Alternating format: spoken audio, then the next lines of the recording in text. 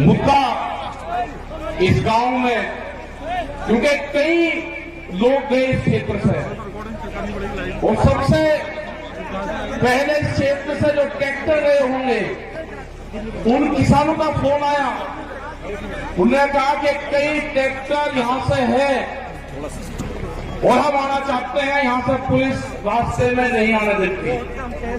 मतलब ये पहली बार लगा कि इस क्षेत्र से ट्रैक्टर भी आंदोलन में हिस्सा ले लेते हैं। ये पूरे देश का मसला है। इसको पहले बांटा गया पंजाब हरियाणा में, फिर इसको बांटा गया उत्तर प्रदेश राजस्थान के कुछ सीमाओं में, फिर से कहा कि ये तो सरकार का आंदोलन है, फिर कहा कि एक बिरादरी का आंदोलन है। 8-10 टुकड़ों में इस आंदोलन को बांटने की कोशिश करेंगे।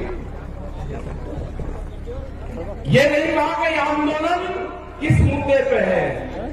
सरकार से 12 बार बातचीत हुई, 12 दौर की वार्ता। हमने कहा कि जो 3 काले कानून हैं इनको वापसी ले लो। किसानों से आपने नहीं पूछा। गोदाम, बड़े बड़े गोदाम पहले बन गए और कानून बाद में बने हैं। इसमें ये व्यापारियों के कहने से उनके हितों का साधने के लिए कानून बने हैं। हमने कहा कि एमएसपी में कानून नहीं है।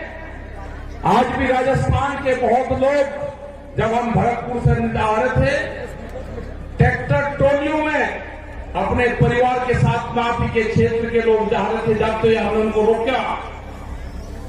उन्होंने कहा कि बाजरा है हमारे पास में, गेहूं है, हम इसको मंडी में बेचने जा रहे हैं। इनसे पूछा कि बाजरे का एमएसपी का रेट क्या है जो भारत सरकार ने तय करा।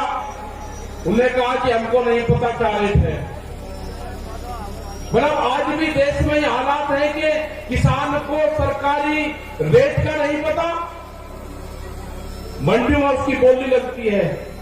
जो किसान अपने घर से अनाज लेकर चला गया, व्यापारी उसकी बोली लगाएगा, उसको उसकी कीमत का नहीं पता कि क्या मिलेगा। बाजरे का 2100 रुपए का भाव है। हमने कहा कि आपको कहना कि जो सरकारी रेट है उसके कम पे मैं खरीद नहीं करूंगा, आप वहीं पे बैठ जाना। वो 1100 से 1200 रुपए में बाजरे को बेच पाएगा किसान, 1400 और 1500 रुपए में गेहूं को बेच पाएगा। जब उसकी फसल 1 महीने बाद में उसकी फसल आ जाएगी, उसके घर में अनाज रखा है, उसको बेचने गया है। लड़ाई यही है। लड़ाई किसी जाति की नहीं है। लड़ाई है कि एमएसपी पे कानून बने। मिनिमम सपोर्ट प्राइस जो है 1975 रुपए से कम पे गेहूं का भाव नामित हो। वो चाहे सरकार खरीदे या कोई व्यापारी खरीदे, उसके कम पे खरीदना हो। 2100 रुपए के आसपास का बाजरे का रेट है। बाजरा उसके कम पे खरीदना हो। मक्का 1700-1800 रुपए का रेट है, उससे कम पे खरीदना हो। धान 1800 रुपए से कम पे खरीदना हो। यह है कानून। इसके लिए लड़ाई वहां पर चल रही है। 100 दिन के आसपास लोग आ रहे हैं। सरकार तैयार नहीं है। सरकार ने कहा कि किसान की जब फसल की कटाई होगी, किसान अपने खेत में आ जाएगा, आंदोलन अपने आप खत्म हो जाएगा। उसके एक ही जबान से किसान ने अपनी फसल उड़ानी शुरू कर दी। उसने कहा कि आंदोलन करेंगे हम, अगर फसल हमारे बीच में आएगी उस फसल को उजाड़ देंगे। आपने हरियाणा, पंजाब, उत्तर प्रदेश, राजस्थान की जगह में बहुत किसान ने उजाड़ी फसल। हमने कहा कि फसल को बर्बाद न करो, ये आंदोलन भी चलेगा, ये फसल भी किसान काटेगा। ये आंदोलन कितना लंबा चलेगा ये तो नहीं कह सकते, लेकिन जो 40 लोग हैं, जो कमेटी के लोग हैं 40, उनके पीछे पंचायतें हैं, उनके पीछे सरपंचों का हाथ है, उसके पीछे पूरे हिंदुस्तान के किसान ने आस्था जताई है कि दिल्ली में चलने वाला धरना मेरे फसलों के रेट तय करेगा। ये लड़ाई बड़े पूंजीपति से है। सरकार उनकी सपोर्ट में है।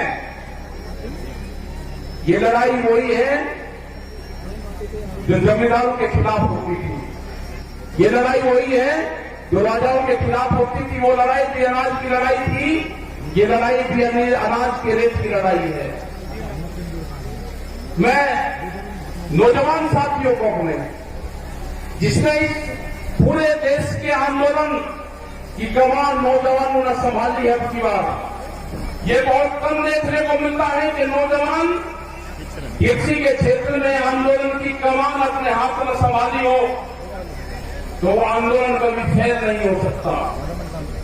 वो आंदोलन फेल नहीं होगा कभी भी, क्योंकि जिस तरह से शाहजहांपुर और पूरे दिल्ली के क्षेत्र में यहां का नौजवान निकला है, उसने जाति धर्म सब चीज को भुला के, वोट को भुला के, कि कौन किस क्षेत्र का है नहीं, वहां पर आपस में क्या लड़ाई क्या तकरार है, सब कुछ चीज को भुला के उसने दिल्ली के आंदोलन में शरीक हुआ।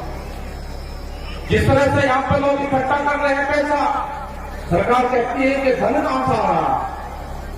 इस आंदोलन को गांव का किसान चलाता है, इस आंदोलन को हल चलाने वाला किसान चलाएगा, इस आंदोलन को क्रांति से काम करने वाली हमारी महिलाएं चलाएगी, इस आंदोलन को हाजी और पाजी चलाएगा। यह आंदोलन क्रांति का आंदोलन है, यह आंदोलन फेल नहीं होगा। एग्रीकल्चर जो कृषि में काम आने औजार वाले जो है, इस आंदोलन को वही लोग चलाएंगे जो अपने खेतों में हाथ से काम करते हैं। कोई नहीं गया घर वहां से, यहां पर बैठे राजाराम जी मेन जी है, यहाँ पे युद्धवीर सिंह जोगिंदर जी, अमनाराम जी, जो आपके शाहजहांपुर बॉर्डर को प्रमुख से देखते हैं। आप 200-200 किलोमीटर से यहां से जाते हो आप, और दिल्ली को होश नहीं अभी। कई लाख आदमी दिल्ली के चारों तरफ को है, और दिल्ली फिर कान खोल कर सुन ले, ये ट्रैक्टर भी वही है, ये किसान भी वही है। आप ज्यादा तानाशाही दिखाओगे, ये किसान अब की बार में ज्यादा तादाद में दिल्ली में जाएगा,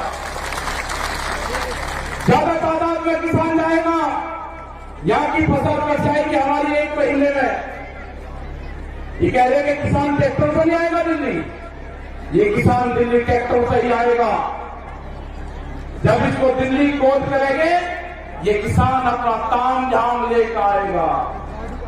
हम क्रांति होगी देश में, खेत में चलने वाला हर औजार वो साथ लेकर आएगा।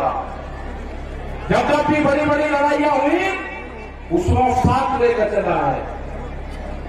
वो जानते हैं ये कौन सा क्षेत्र है, ये बेहद क्रांतिकारियों का क्षेत्र राजस्थान।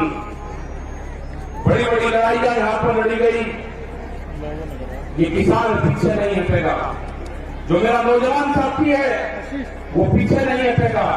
अपने खेत की मिट्टी को जब दिवाली होली अब आएगी, दुल्हन आएगी, रंग नहीं लगाना अपनी बार, अपने गांव की खेत की मिट्टी अपने शरीर पे लगा लेना, उससे अपने शरीर को टच करवा लेना अपने खेत की मिट्टी से। जब आप दिल्ली लड़ने जाओगे अब की बार, अपने खेत की मिट्टी अपने साथ लेके जाना।